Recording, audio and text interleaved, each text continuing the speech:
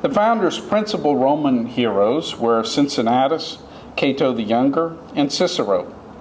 In 1776, John Adams expressed his desire to emulate Cincinnatus by resigning his worldly powers and cares. He wrote, "When a few mighty matters are accomplished here, I will retreat like Cincinnatus and farewell politics."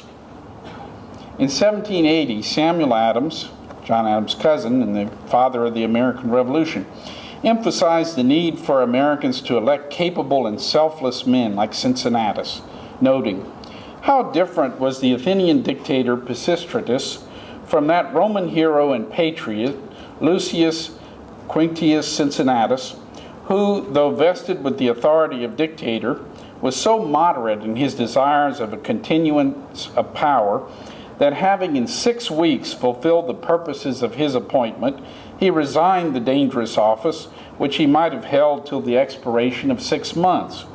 When we formerly had weak and wicked governors and magistrates, it was our misfortune. But for the future, while we enjoy and exercise the inestimable right of choosing them for ourselves, it will be our disgrace."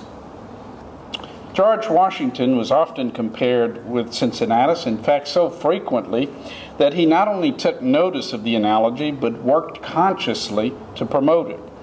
Washington recognized that his own appeal lay not in military victories, of which he had precious few, but in the republican virtue revealed in his surrender of power. As Gary Wills has put it, people did not admire a conquering Caesar in him, but a Cincinnatus resigning.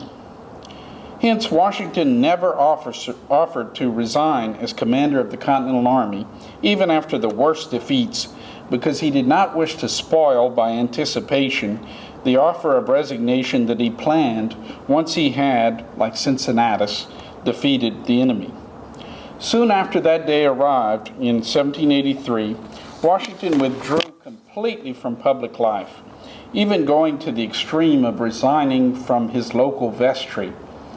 In his letters of 1784, Washington referred to Mount Vernon as his villa, a term he had never before employed in allusion to his estate. Sounding like Horace, he referred to himself as, quote, "a private citizen of America on the banks of the Potomac under my vine and my own fig tree, free from the bustle of a camp and the intrigues of a court." Indeed, the Cincinnatus analogy benefited from a fact so obvious to every schoolboy that it was rarely mentioned, and that is that the name George derives from the Greek Georgos, meaning farmer.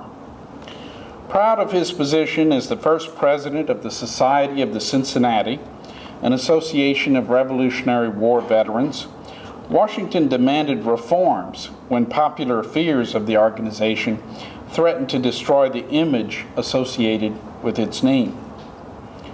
Virtually obsessed with his reputation, Washington agonized over the decision to suspend his retirement and attend the Constitutional Convention. In the end, he served as president of the convention because he feared the accusation that he was neglecting his duty to the Republic out of a vain desire to preserve his reputation. 2 years later, Washington accepted the presidency of the United States for the same reason. Washington's dilemma, which was shared by all of the founders in varying degrees, illustrates the demanding nature of classical virtue. Although duty called the virtuous man to political office, he was supposed to prefer the quiet blessings of life on the farm to the wielding of power.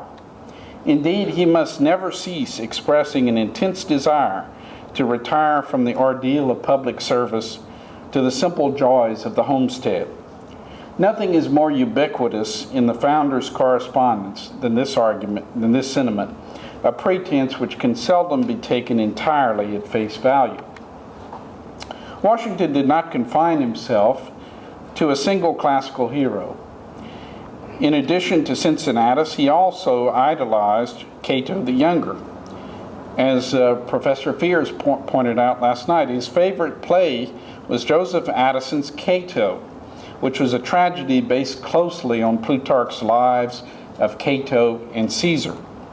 The play, which ended with Cato's suicide following Caesar's occupation of Utica, was intensely classical, containing numerous declamations on virtue. Washington associated himself with Cato.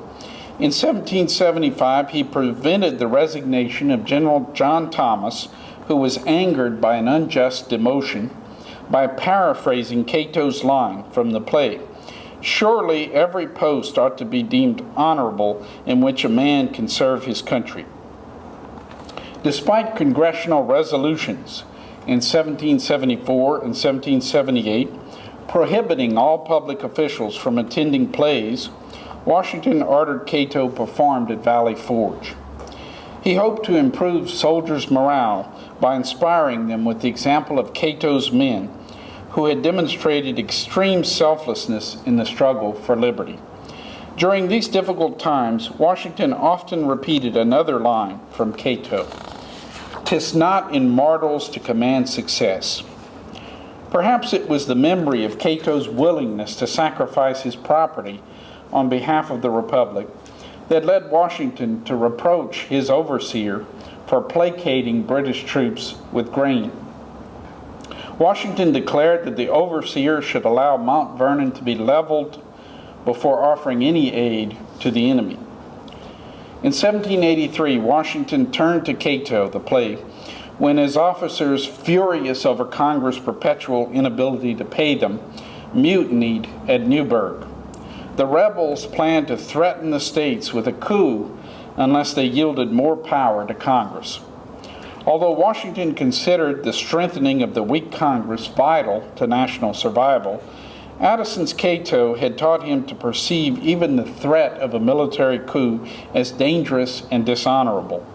In his speech to the officers, he used the same three tactics that Plato employed to face down his own mutineers in Act 3, Scene 5 of Addison's play.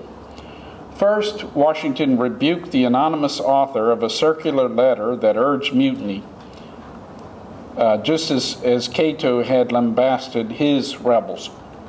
Second, Washington, like Cato, appealed to his officers to maintain the Republican honor they had won, even using similar language. Third, Washington, like Cato, appealed to the sympathy and respect that his past service had earned him. Actually, what he did, to be a little more specific, was he made a very melodramatic gesture. He took his speech carefully out of his pocket, and he took his spectacles out of his pocket and put them on.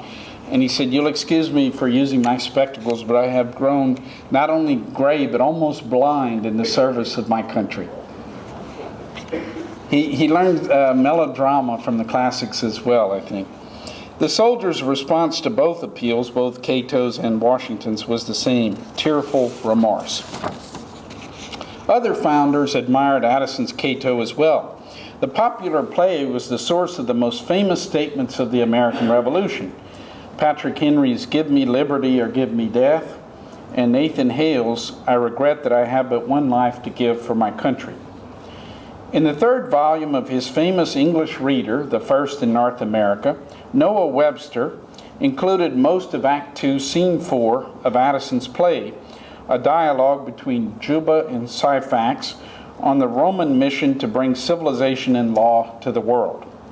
In the same reader, Webster portrayed Cato's daughter, Marcia, as a model of female modesty. Webster's popular reader underwent 77 editions between 1785 and 1835. So this shows how sometimes the classical influence was indirect. It was through English and American translations or adaptations of the original Greek and Latin, but still very classical and very influential. While Washington derived a sense of identity and purpose from his emulation of Cato, John Adams derived the same benefits from his lifelong identification with Cicero. Adams often reported in his diary the intense pleasure he derived from reading Cicero's orations aloud.